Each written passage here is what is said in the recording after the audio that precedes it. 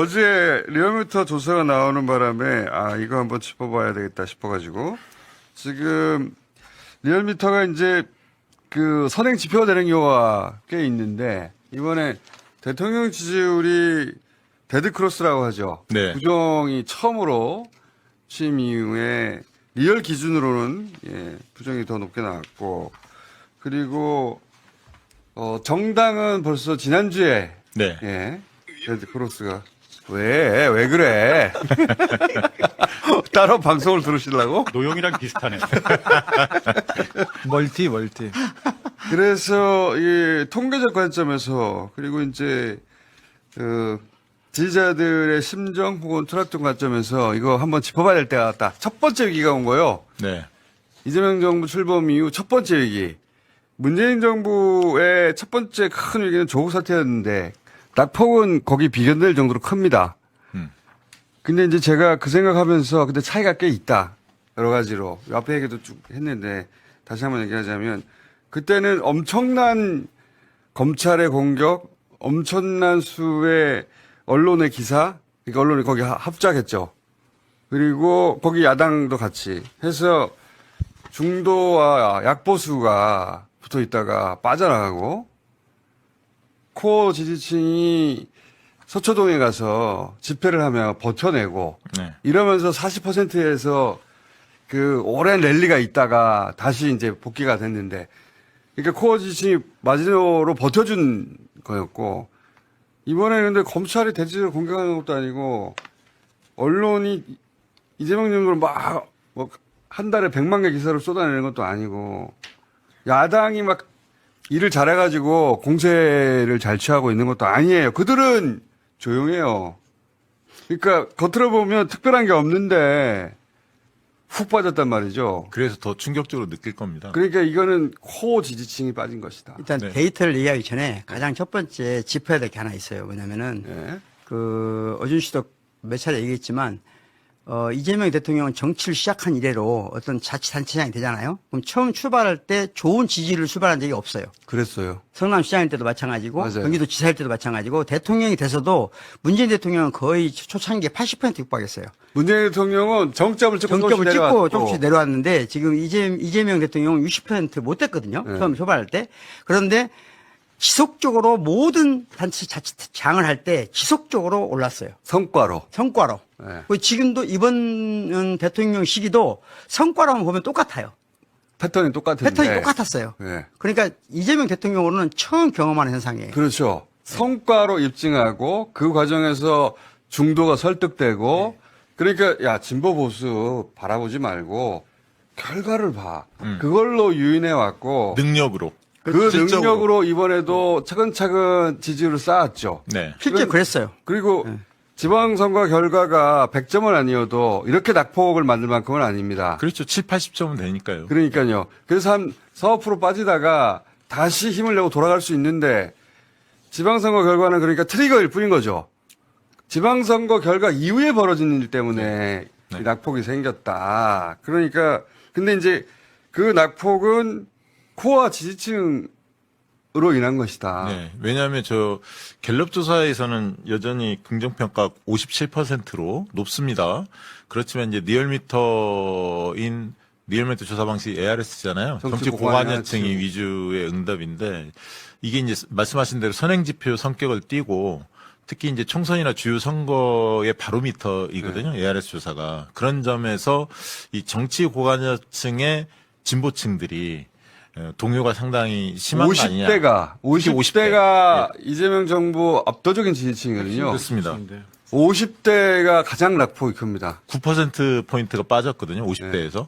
그리고 중도층과 진보층이 동일하게 빠졌어요. 한 4% 중도층이 4.9, 진보층이 3.2 이렇게. 코어가 빠지니까 주변부도 같이 나가는 거죠. 예. 그럼 50대가 왜 이탈을 했을까? 이제 여기서부터 이제 진단을 해야 합니다. 근데 그 진단이 이제 사람들마다 각도가 다른데 저는 좀 단순화시켜서 얘기하자면 물론 복합적인 이유가 있으니까 이거 하나만 가지고 다 설명할 수는 없는데 근데 이제 골자만 뼈대만 단순화시켜서 얘기하자면 그 이낙연 대표 시절 민주당 대표가 되기 직전을 거슬러 올라가 보면 그 이낙연 대표는 당시에 총선도 그때가 맞물려 있었죠. 대표는 친문이라고 불렸어요. 친문의 대표 주자 성격을 띄었죠. 그러니까 친문의 대표 정치인이었고 이재명은 반문의 대표 정치인이었습니다. 그렇게 언론이 프레임을 했어요. 네. 예. 실제 당시 이재명 도지사가 반문은 아니었지만 언론은 그렇게 구분하기를 좋아하니까 장사하기 좋죠. 예, 친문은 이낙연, 반문은 이재명. 그런데 문재인 대통령의 지지층은 결국 반문이라고 불리던 이재명을 선택했어요. 그러니까 문재인 지지층이 곧 이재명 지지층이 된 거예요. 그렇죠. 배신감을 느꼈죠. 이낙연에게. 그렇죠. 그러니까 이낙연 당시 대표가 지지율이 빠지는 속도가 엄청났는데 박근혜 사면. 근데 그건 상상할 수가 없었어요. 왜냐하면 180석 얻었죠. 그리고 잠재 후보군으로 거의 50% 육박하는 지지를 얻었어요. 절대적인 의원들의 지지도 있었고. 그러니까 대선 후보군에 그리고 의원들 당내 의원들도 이낙연계가 압도적이었고 네. 그렇게 도저히 지지율이 빠질 것 같지 않았는데 이제 박근혜 임명하고 사면 얘기 예. 하면서 순식간에 빠져나갔거든요. 순식간에. 믿기지 않을 정도 빨리 빠져나갔는데 이 지지층의 특징이 그거죠. 그 코어 지지층은 자기 정체성을 부정하는 사람들을 바로 버립니다. 여기 그 가치 연대이기 때문에 그렇습니다. 가치가 충돌할 때 예, 본인들이 지향하는 가치를 선택하죠. 충돌할 때 팔자가 팍 껴버려요. 그렇죠. 예. 그러면서 아주 오랫동안 언론이 친문이라고 했던 이낙연을 반문이라고 했던 이재명이 이겨버립니다. 그러니까 문재인 지지층이 이재명 지지층이 된 거예요, 그냥. 그렇습니다. 새로 생긴 게 아니고, 그 어디서 나옵니까? 그냥 친문이 친명이 된 건데, 그 지지층이 지금도 지탱하고 있는 건데, 근데 이제 우리가 그 정권 초기부터 최근 1년 사이에 이상하게 이 진영을 향해서, 그러니까 친문이라고 불리던 대표 주자들, 뭐 조국도 마찬가지고 향해서 막 공격을 했잖아요. 그러니까 어떤 생각이 들었냐면, 왜 윤석열 정부 초기에 평산마을 앞에 몰려갔던 네. 그 시끄러웠던 극우 유튜버들 있잖아요. 행패. 그걸 지켜보면서 그 속이 상하고 저거 윤석열이 직접 시킨 건 아니어도 윤석열 정권이니까 저렇게 하는 건데 어떻게 할 수가 없잖아요. 공권력을 다 그쪽이 쥐고 있으니까 무척 속상하며 지켜봤던 기억이 있는데 이재명 전무가 되는데 비슷한 광경이 펼쳐지는 것 같은 거예요. 왜 이 행패지? 근데 혹은 민주당 행사에 왜 문재인 대통령을 그렇게 공격하는 사람들이 패널로 나오는 거지? 근데 이걸 왜 아무도 비판하지 않았지? 네. 의아했던 거죠. 그런 일들이 계속 이상한데 이거? 그 저쪽에 친명이라고 하는 스피커들이 오버하는 건가? 뭐 그 여러 가지 의아한 점들이 있다가 이 총선, 이 지방선거 끝나고 나가지고 이제 그걸 누가 시킨 거 아니야? 라고 연결되면서 지지층이 갑자기 그게 결합되면서 지지층이 훅 빠지는 거다. 네. 아니 뭐 진단한 내용에 대해서는 동의하고요. 훅 빠지는 거예요 지금. 네, 그래서 그러니까 누적이 됐죠. 이게 하루아침에 갑자기 일어난 일은 아니라고 저도 보고 있고요. 그러니까 선거 책임론 공방이 일어났죠. 그러면서 지지층 간에 누적됐던 그런 갈등이 더 격화됐고 당권 투쟁도 이제 본격화되는 측면이 있고 이게 이제 한 측면이라면 두 번째는 선관위 관리 부실 문제도 최근에 일어난 것은 또 20대가 빠진 요인이기도 하고요. 근데 이제 지지층 간의 이 격돌, 감정 격화 이게 본질적이라고 저도 보고 있습니다. 그래서 선거 결과나 그 외에 뭐 선관위 이야기도 있고 여러 가지 요인이 있잖아요. 그 요인들이 조금씩 다 작용했죠. 하지만 코아는 지지층이 그렇습니다. 어머 하고 팔짱을 낀 거예요. 등까지는 안 돌렸는데 팔짱을 껴버린 거예요. 그래도 약간 데이터 해석에 조금 엄밀하게 해야 될 게 하나가 뭐냐면 일단 코어 지지층이 저는 그가 중심적으로 빠졌다고 생각하진 않아요. 그러니까 다시 말하면 아직은 코어 중에 코어는 약간 불편한 상태에서 주춤하고 있고 실제는 주변부가 그러니까 데이터를 보면 그래요. 지지층이 빠지는 건데 네. 코어는 버텨주고 있어요 아직은. 그렇지. 네. 하지만 팔짱을 끼려고 해요 지금. 그렇지. 그 상태고 주변부 팔짱을 끼려고만 하고 있고 네. 여기 팔짱 낀 상태를 오래 두잖아요. 그러면 등을 돌리게 돼요. 제가 이번 리얼미터 데이터를 혼자 많이 분석해 봤는데 네. 한마디로 말하면 혼자 분석하지 마. 아. 내가 보기에는 못할 일어나. 지금 다른 박시영 대표도 이제 분석하는 거 봤는데 제가 보기에는 핵심 그 이탈층은 뉴 이재명입니다. 다시 말하면 그렇게는 난 생각하지 않아요. 주가 오르고 그 표현이 잘못될 수는 있어요. 근데 다시 말하면 표현을 다시 했어요, 처음부터 다시 해볼게요. 약 지지층이 빠지고 그렇지. 한편에선 하지만 코어 지지층은 등을 팔짱을 끼고 있어요. 50대에 서울 수도권에서 이재명을 처음부터 적극적으로 정서적으로 지지하지는 않았지만 이재명 대통령이 되고 난 이후 새로운 시대 열리나 하고 이재명을 적극적으로 지지했던 층이 저는 빠졌다고 보는 거예요. 그게 네. 이제 아까 얘기한 중도층, 진보층 빠진 네. 지지율을 보면 중도층이 좀 더 빠진 건 사실이거든요. 네. 4.9가 빠졌으니까. 네. 진보층은 3.2가 빠졌고. 그렇습니다. 5대 3이에요. 그리고 5대 3이고 수도권이고 한마디로 말하면 호남에 50대가 빠진 건 아니에요. 쉽게 말하자면. 그러니까 빠진 핵심을 보면은 수도권이고 대구 경북이에요. 근데 이제 다음 주 오세요. 예. 이제 다음 주 얘기하지 말고. 그리고 첫 주가 그렇다는 거고요. 그렇지. 그러니까 첫 주가 그렇다는 거고 지금 그래서 사실은 어. 첫 주가 그렇기 때문에 이번 주에 이걸 어떻게 해석하냐에 따라서 다음 주에 이걸 꺾을 수 있느냐 아니면 다음 주는 못 꺾어요. 이제 모르겠는데 그건 네. 제가 전문가 아니니까 모르겠는데 예.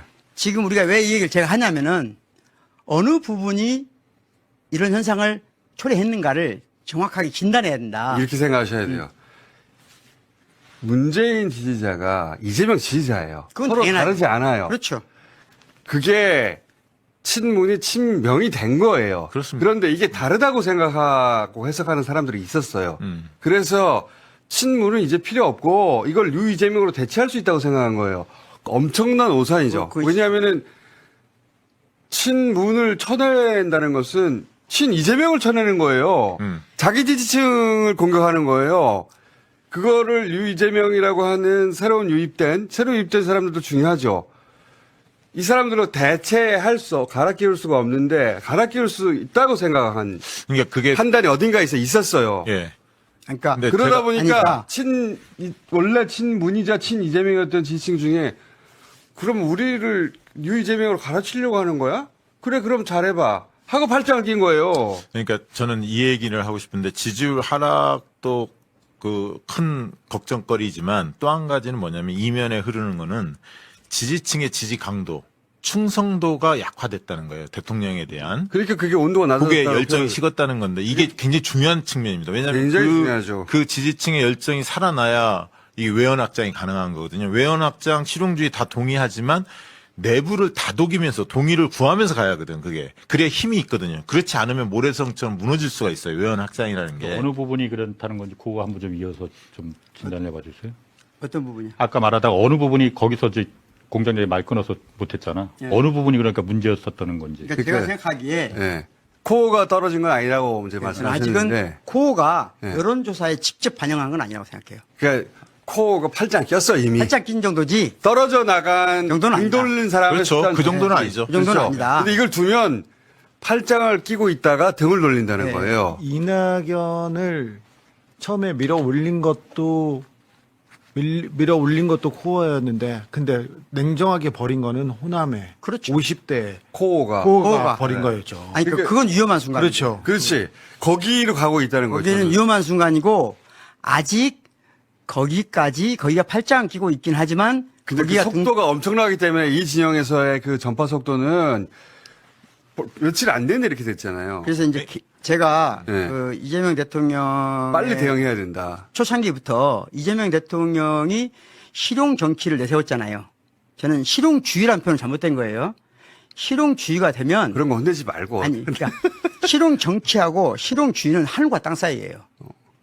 왜 따르냐? 또 공부해야 돼? 그러니까 실용주의가 되면 뭐냐면 실용주의가 된다는 건 무슨 말이냐면 어떤 것이 정의롭기 때문에 유용하다는 게 아니고 유용하면 정의가 되는 거예요. 오케이. 이거 실용주의예요. 오케이. 그러니까 모든 정의와 불의를 유용성으로 뒤엎어버리는 거예요. 위험하네. 그거 아주 위험한 거죠. 근데 실용 정치란 공부 됐어, 이제 다음으로 넘어가. 자, 그러면 실용 정치란 뭐냐면 네. 원칙이 있는 실용 정치가 있고 원칙을 버린 실용 정치가 있다. 실용주의가 되면 안 되고 실용 정치가 돼야 된다. 그렇죠. 실용 정치가 돼야 되는데 그때 원칙이 뭐냐는 거거든요. 그러면 이재명 정부의 원칙이 뭐냐는 거예요.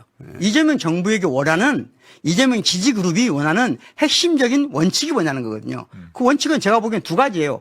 국민 주권 정부잖아요. 그러면 주권자가 사법, 검찰, 경찰의 권력을 통제하겠다는 거예요. 자, 민주적 통제란 말이거든요. 즉 사법권과 검찰과 경찰에 대한 민주적 통제, 이게 국민 주권 정부의 제1원칙이에요. 그래서 그게 이제 검찰 개혁으로 그래서 검찰개혁 쉽게 말하는 거지만 그 다른 말로 가능한 하면 것이고, 예. 사법에 대한 민주적 통제거든요.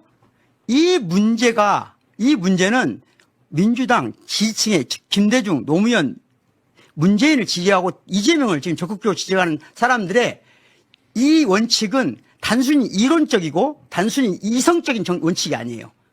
감정적인 원칙이고 실천적인 원칙이에요. 실천의 원칙이에요. 아니 이게 정체성이야 한마디로 정체성. 예, 자기 이게- 정체성이란 말이야. 이게 훼손받으면 돌이키기가 쉽지 않아요.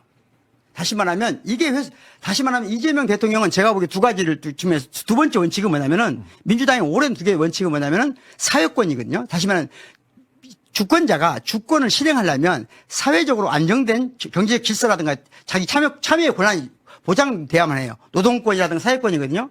이런 기본권에 관련해서는 저는 이재명 대통령이 한치도 잘못한 게 없다고 생각해요. 한치도 흐트러진 모습을 보인 적이 없어요. 지금까지는 없어요. 그 단 첫 번째 원칙. 다시 말하면 주권자의 민주적 사법 통치에 대해 통치에 대해서 이 흔들리는 모습을 보인 거예요. 그게 이제 검찰 개혁을 통해서 그렇죠. 나타났다는 거죠. 거기서 사람들이 지금 흔들리고 있다. 근데 그것도 하나의 현상이에요. 더보다 더 근본적인 것은 내가 대체되나? 이런 거예요. 나 지금 이재명 정부, 나는 DJ를 지지했고, 나는 노무현을 지지했고, 나는 문재인을 지지했고, 나는 이재명을 지지했고, 이렇게 이어져 온 지지층의 역사가 있어, 코어 지지층은. 그런데 갑자기 내가 그럼 문재인 지지했던 건 잘못됐다는 거야? 그 사람들한테 지금 반명이라고 그렇지. 손가락질하는 사람들이 내가 있어. 문재인 지지했다가 이재명 지지한 사람인데. 그런데 그 사람을 지금 문재인 지지했던 건 잘못된 거야? 라고 잘라내니까, 그리고 그걸 이재명으로 대체하는 거야? 그럼 나 대체되는 거야? 그러니까 지금 이런 거예요. 공장장이 이야기한 이 부분이 단순한 시점은 이런 말이에요. 이 포인트가 하나고 또 한 가지 포인트는 지금 박규영 교수가 이야기한 대로 그 위에 이게 벌어지는 거예요. 하나는 그 또 위에. 하나는 뭐냐면 두 가지 왼쪽 날개, 오른쪽 날개를 다 사용해야 하는데 왼쪽 날개는 사회개혁, 검찰개혁 등 이런 가치의 문제, 정체성의 문제고 오른쪽 날개는 민생경제의 성과. 근데 이제 오른쪽 날개는 대통령이 너무나 잘 사용하고 있는데 왼쪽 날개를 같이 사용을 해야 하는데 이 부분에 대한 의문점이 찍혀 있는 데다가 총수 공장장이 이야기했던 지지층 간의 갈등. 지금 지지율이 빠지는 건 제가 말한 그 대목입니다. 저는 두 가지가 겹쳐 있다고. 이게 흔들리고 그 위에 나머지들이 지어진 집들이 같이 흔들리는 거예요. 지금이 저는 아주 중요한 시점이라고 보는 이유가 여기서 뭔가 조치를 하면은 꺾을 수가 있고 방향을 아이, 그럼요. 그렇죠. 조치를 못하면 이 흐름이 상당히 지속될 거라고 봅니다. 상당히 지속되는 게 아니고 회복되기 근데 어려워요. 그게 핵심이 뭐냐면은 있는 그대로 얘기해야 제가 개인적인 사례를 얘기해 볼게요. 네. 저는 노무현 정부 때 예를 들면 노무현 정부 때 적극적인 열광적인 지지자였어요. 박시영 대표처럼.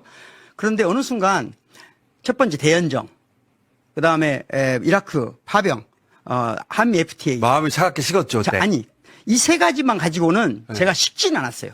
왜냐하면 그건 머릿속으로 생각해 보면 아 그래 대연정 제안할 수 있지. 나가 좀 받아들이기 어렵지만 그래 한미 FTA 내가 보기에는 조금 아직 서둘러서 안 되는데 하여튼 오케이 그건 정책적인 거잖아요. 대통령의 진정성을 믿었죠. 믿었잖아요. 예. 그런데 어떤 건 받아들이기 어려웠냐면 대북 송금 특검 받아들일 때는 정서적으로 그렇게 소송받는 아, 느낌이었어요. 그렇지. 그건 다른 얘기예요. 그게 그러니까 지금 친문을 부정하고 뉴 이재명을 말하는 것처럼 이재일을 부정하는 이재일을 부정하고 뉴 그렇지. 지금 그 노무현을 얘기 하는 말하는 거예요. 말하자면. 그때 저는 제가 한겨레 신문 칼럼을 쓰고 있는데 그때 내가 완전 식어버리더라고요.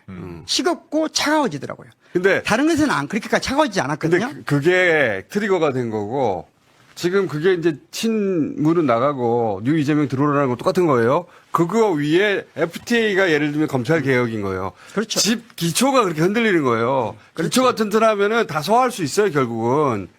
그러니까 기초가 흔들리는 게 이게 무섭다는 거지. 핵심 코어 지지층의 정서적 연대를 깨트리면 모든 권력이 위험한 겁니다. 우리 홍상 기자님은 그 기초가 흔들리고 있는 거예요, 지금. 눈빛이 아니, 흔들리는 거예요. 아니, 여기 계신 분들이 다 어려운 말만 써갖고 따라하기가 힘든데. 아니, 그래서. 아니야, 그래, 잠깐만. 네, 말씀하세요. 예. 그냥 저는 그러니까 잘 모르니까 저는 어쨌든 코어 지지층이잖아요. 이재명 그렇죠. 대통령의. 누가 뭐래도 코어 지지층이야. 우리 코어 나보고 왜 지지층이죠. 반명이라고 하는지 모르겠는데 그 사람도 그렇게 말하라고 해. 그러니까 나도 왜 의도가 반명이라고 있으니까, 하는지 모르겠는데. 의도가 있으니까 그렇게 부르니까. 네. 근데 제가 흔들리고 있거든요. 아주 많이 흔들리고 있거든. 왜냐? 이재명 대통령이 우리 편인 줄 알았는데 우리를 위해서 정책을 쓸 줄 알았는데 지금 보니까 아닌 것 같다. 이 의심을 해결해 줘야 자본과 기득권에 오히려 더 붙어 있는 정책을 쓰고 있지 않느냐. 나는 그렇게까지 생각하진 않지만 여하간 저는 그렇게 생각했어요. 그래서 흔들리고 지지층이 있어. 흔들리는 거야, 한마디로. 나는 네. 우리 편이 아닌 것 같아.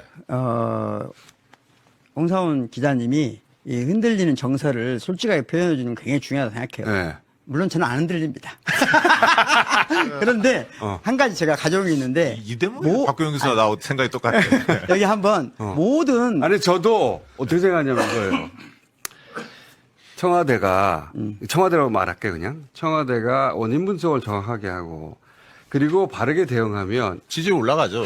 해결할 수 있습니다. 그럼요. 그런데 네. 이 원인을 똑바로 보지 않고 그렇죠. 다른 대응을 하잖아요. 그러면 이낙연 때를 생각해보고 혹은 노무현 때 지지율 빠지는 걸 생각해보면 맞아요. 네. 한 번 빠진 지지율은 코어 지지층이 빠지면 안 돌아와요. 그게 무서운 거예요. 그러면 2년 후에 총선을 누구하고 싸워서 이겨요? 대선은 누구하고 싸워서 이기고? 그러니까 외연 확장하려면 그 정치가 결국 우리 편을 하나씩 확보해 가는 과정이잖아요. 늘려가야 하잖아요. 근데 내부가 동요하고 있는데 이 내부 문제를 등한시하면 외연 확장이 안 되죠. 그리고 저는 그 저는 생각을 돌아올 수 해요. 있다고 생각해요. 당연히. 대통령이 지금 굉장히 답답해 하실 것 같아요. 왜 그러지? 내가 이렇게 선의로 여러 가지 의미 있는 행보들을 하고 있는데 성과도 내고 있고 왜 지지율이 빠지고 지지층이 왜 내부에 이렇게 싸우지? 굉장히 대통령 입장에서는 굉장히 답답할 텐데 핵심 지지층도 대통령님 못지않게 좀 답답한 상황이라는 거예요. 그러니까 이 정치인만 소통이 돼야 돼요. 생각해보면 그 선거 앞두고 정치인들이 참잖아요. 여러 가지 하고 싶은 말이 있어도. 지지자들도 선거 때는 참습니다. 근데 선거 결과가 100%가 아니었어요. 하지만 이것도 잘 해석하고 대응하면 넘어갈 수 있었어요. 근데 그 대응 과정에서 코어 지지층이 와라락 흔들리게 된 겁니다. 지금 선거 이후에 선거 전에도 공격받았어요. 홍사훈 선배 뭐 열렬한 이재명 지지자였고 그 전에도 그랬습니다. 저희들도 뭐 DJ 노무현 여기 있는 사람 다 반명 아니야? 근데 반명으로 불려 전부 다. DJ 노무현 진짜 어처구니가 없지. 그러니까요. 아니 진짜 어처구니가 없는데 여기 있는 사람 다 반명이야. 반명이라고 나는 그렇다죠. 유시민 작가까지 그런데 아니, 그러니까. 진짜 어처구니가 없는 근데 거야. 공격 당하는 사람들이 정신이 있는 거야 없는 거야 도대체. 정신이 없다고 보지. 공격 참나, 우리가 이해가 안 진짜. 가지고 우리는. 자, 공격 당하는 사람들이 누구한테 공격 당하냐면은 이재명 지지자들한테 공격 당한다고. 아니지. 뉴 이재명한테 공격당하는 자. 거야. 이재명 그렇게 헷갈리게 용어를 쓰면 안 돼. 정확하게 구분해. 여기 있는 사람 전부를 반명이라고 공격하는 사람들은 뉴 이재명을 자처하는 사람들이에요. 그러니까 여기 있는 사람들을 다 뉴 이재명으로 대체할 수 있다고 생각한 거죠. 자, 그러니까 계엄 때 어떤 그냥 일을- 단순히 이재명 지지자라고 하면 안 돼. 알았다고. 우리도 이재명 지지자야, 당연히. 자, 근데 오늘 괜히 왔네. 맞아. 계엄 때 지금 반 이재명 불리고 있어요. 여기 이제 아니야. 반 이재명 회의 아니야, 지금. 그러니까 반 이재명 원당 회의 아니야. 그보다 열렬한 지지자야. 몰랐네. 계엄 전도 그렇고 계엄 나는 이재명 열렬한 지지자라고. 아 예의 좀 부자 좀. 다 지지자야. 나도 더 지지자야. 아, 뭐 했어? 조용히 해, 반명. 자, 그런데 자, 계엄 이후에 이제 국가를 수습하는 과정이었잖아요. 그리고 이제 이재명 대통령이 됐어. 하나씩 둘씩. 선거도 치렀어. 그리고 나온 이제 신호만 보자고요. 저는 멀리까지 안 가겠습니다. 어제 그제 이제 나온 거. 한찬식 민정수석. 그런 거는 마이너해요. 마음이 흔들리니까 다 그렇게 해석되는 거예요. 자, 그리고 소화할 수 있어요. 이 코어 지층이 안 흔들리면 뭐든 다 소화할 수 근데 있어요. 지금 흔들리고 있는데 인사가 이렇게 그러니까 인사를 가지고 말하면은 곁가지야. 그런 거 격가지로 가기 시작하면 한도 끝도 없어요. 아니 어떻게 지금 그 사람들이 왔는지 알아오라고 봐봐. 놓고 지금 얘기해놓고 얘기하니까 마이너하고 지금 그 얘기할 때가 아니고 코아 지지층이 왜 흔들렸냐. 코아 반명이 지지층이 흔들리니까 그것도 이게 성이 안 차는 거예요. 지금까지는 봐줬어. 지금까지는 괜찮아. 그 생각이 있겠지. 이렇게 하다가 이 하나하나 나오는 것까지 이제 상처를 받는 거야. 그러니까 바탕이 흔들리니까 그 위에서 해석을 하잖아. 이게 코아 지지층이 단단하면은 여러 가지 해석을 해줘요. 긍정적으로. 저는 사실 지금 총수 이야기한 것 중에 저도 너무나 가슴이 아픈 게 다른 분들도 다른 분들이지만 문재인 전 대통령은 전직 대통령이잖아요. 근데 이 부분에 대해서 조롱과 멸시가 나오는데 너무 큰 모욕. 민주당의 의원들 중에서 제대로 이 부분에 대한 나서는 분들, 비판하는 분들이 별로 없어요. 그리고 그건 대통령도 진짜 나설 잘못된 법한데 이 부분에 대해서는 왜냐하면 본인의 지지층 일각에서 하는 거잖아요. 근데 가만히 있었단 말이죠. 이걸 보면서 뭐지? 이 생각이 드는 거예요. 그러니까 이제 여러 가지 시그널이 합쳐져가지고 아 나를 대체하려는구나. 이게 결국은 자기 얘기가 된 거예요. 나는 DJ를 지지하고 노무현 지지하고 문재인 지지하고 이재명 지지한 전통 지지자인데 나를 대체하려 하는 거구나 하고 단순화시켜서 말하면 거기서 흔들리면 그러면 당신들끼리 잘해봐 하고 팔짱을 끼기 시작했다는 거죠. 네. 이 팔짱을 풀도록 만들어야 돼. 원인을 아니 사실 솔직히 한 2, 3년 동안 그 정권 빼앗긴 다음에 문재인 정권에서 윤석열 정권 넘어가면서 한 3년 동안 문재인 대통령에 대한 평가, 문재인 정부에 대한 평가는 굉장히 냉철하게 사람들이 지지자들이 했거든요. 잘한 점, 부족한 점, 뭐 비판받아야 할 점 이런 것들을 충분히 이야기가 돼서 많은 분들이 알고 있거든. 그런데 그런 어떤 상황 토대에 의해서 평가하면 되는데 갑자기 조롱과 멸시를 한단 말이야. 그거 다 똑같은 얘기잖아. 그러니까 아니 제가 그러니까 너무 열받는 거야. 그러니까 문재인을 조롱과 멸시하면 문재인을 지지한 사람을 조롱과 멸시한 것이 되고 나는 문재인을 지지하고 이재명을 지지했는데 그럼 나는 필요 없어? 단순화시키면 그런 거예요. 그래서 팔짱 끼는 거예요. 홍사우 기자 팔짱 낀 거예요 지금. 떠날 준비를 하고 돌아서기 전이야 직전이야 지금. 팔짱에 뒷짐 졌어. 자 뒷짐. 늙으면 뒷짐이고요. 젊으면 팔짱입니다.